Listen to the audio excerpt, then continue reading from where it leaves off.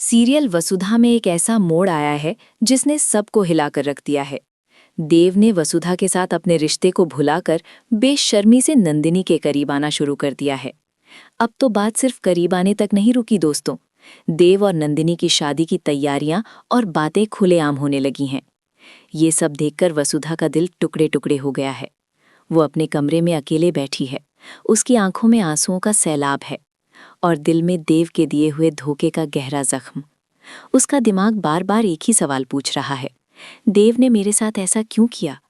क्या मेरा प्यार, मेरी वफादारी उसके लिए कोई मायने नहीं रखती थी? वसुधा अपने पेट पर हाथ रखती है और उसकी सिसकियां और तेज हो जाती हैं। एक तरफ देव का धोखा है और दूसरी तरफ ये सच कि वो देव के बच्चे की मां बनने वाली है। मेरे पेट में देव का ही बच्चा पल रहा है, वो खुद से कहती है। ये सच वसुधा के लिए बर्दाश्त से बाहर होता जा रहा है। उसे लगता है जैसे वो दो आग के बीच फंस गई है, एक देव के धोखे की आग और दूसरी इस सच को छुपाने की मजबूरी। धीरे धीरे वसुधा के अंदर का दर्द गुस्से और जलन में बदलने लगता है। उसके चेहरे पर अब बेचारी वसुधा नहीं, बल्कि एक नई मजबूत वसुधा की झलक दिखती है। वो अपने आंसू पूंछती है और एक खामोश लेकिन खतरनाक मुस्कान उसके होठों पर आती है। मन ही मन में वो एक फैसला लेती है, एक जुनूनी वादा। तुम देखना नंदिनी, तुमने सोचा कि तुम देव को मुझसे छीन लोगी। देव सिर्फ मेरा था, मेरा है और मेरा ही रहेगा। दुनिया की कोई ताकत, कोई साजिश मुझे और देव को अलग नहीं कर सकती। मैं अपने बच्चे को उसका बाप दिलाकर रहूंगी। उसका ये नया रूप उसकी आंखों में साफ छलकता है।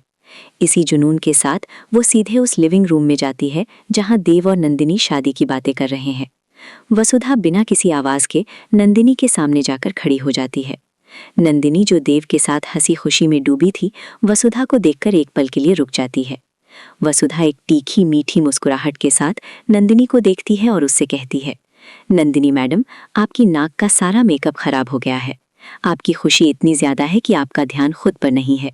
लाइए, मैं ठीक कर देती हूँ। वसुधा के ये अल्फाज मीठा जहर है जो सीधे नंदिनी के दिमाग पर असर करते हैं। नंदिनी समझ जाती है कि वसुधा अब वो चुप रहने वाली नहीं है जो देव के धोखे को चुपचाप सह लेगी। ये एक चेतावनी है, एक ऐलाने जंग। देव भी वसुधा के इस बदले हुए रूप को देखकर हैरान रह जाता है। अब सवाल ये है दोस्तों कि वसुधा का ये नया रूप क्या रंग लाएगा? क्या वो अपने हक के लिए लड़कर देव को वापस पाएगी? क्या देव को वसुधा की प्रेगनेंसी का सच पता चलेगा और उसे अपनी गलती का एहसास होगा? या फिर नंदिनी वसुधा के इस वार का जवाब देने के लिए कोई नई चाल चलेगी? अपनी राय कमेंट्स में ज़रूर बताओ।